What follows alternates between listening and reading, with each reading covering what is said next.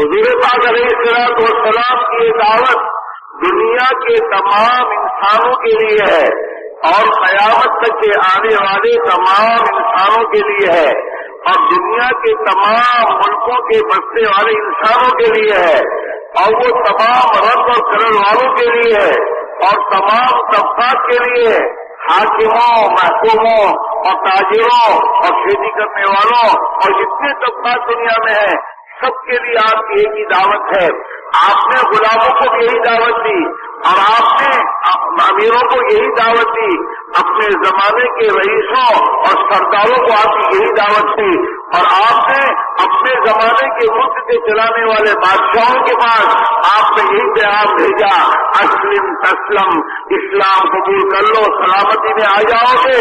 ये आपकी दुनिया के तमाम इंसानों को यही दावत थी और आपके सहाबा इसी दावत को लेकर दुनिया में चले और दुनिया की तमाम कौमों को एक ही दावत दी। कामयाबी का रास्ता एक ही है और वो कामयाबी का रास्ता वो है जिसको जनाब मोहम्मद रसूलुल्लाह सल्लल्लाहु अलैहि वसल्लम अल्लाह की तरफ से क़यामत तक के आने वाले इंसानों के लिए लेकर आए हैं।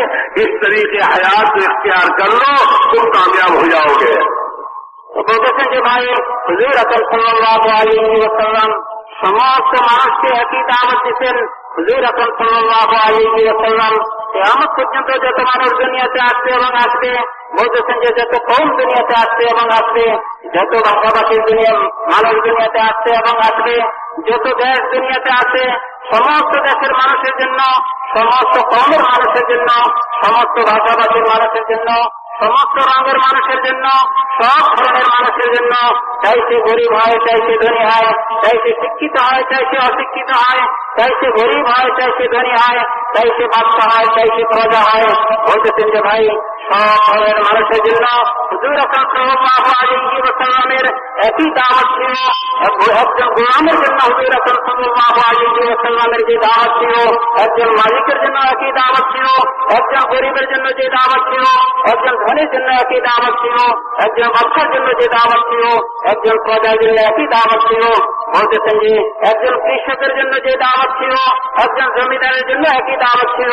দুনিয়ার মধ্যে যত তবকার মানুষ বসবাস করতেছে, যত ধরনের মানুষ বসবাস করতেছে, সমস্ত ধরনের মানুষের জন্য হুজুর আকরাম সাল্লাল্লাহু আলাইহি ওয়াসাল্লাম একই দাওয়াত নিয়ে আসবেন। একই দাওয়াত সমস্ত ধরনের মানুষকে হুজুর আকরাম সাল্লাল্লাহু আলাইহি ওয়াসাল্লাম দিতেন।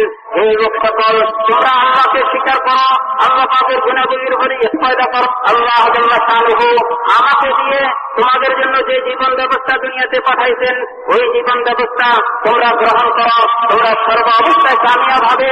হুজুর আকরাম সাল্লাল্লাহু আলাইহি ওয়াসাল্লাম সব ধরনের মানুষদেরকে একই দাওয়াত দিতেছিলেন।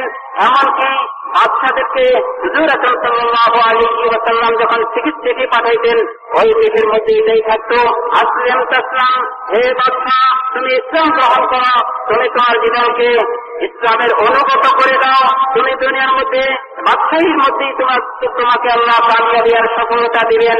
বলতেছেন যে হুজুর আকরাম সাল্লাল্লাহু আলাইহি ওয়াসাল্লাম যেভাবে সব ধরনের মানুষদেরকে একই দাওয়াত দিতেন, হুজুর আকরাম সাল্লাল্লাহু আলাইহি ওয়াসাল্লামের পরে সাহাবায়ে কেরাম রাদিয়াল্লাহু আনহুম আজমাইন পুরা দুনিয়ার মধ্যে ছড়াই পড়ছেন, তাদেরও একই দাওয়াত ছিল, হে লোক সকল তোমরা দ্বীনকে গ্রহণ করো।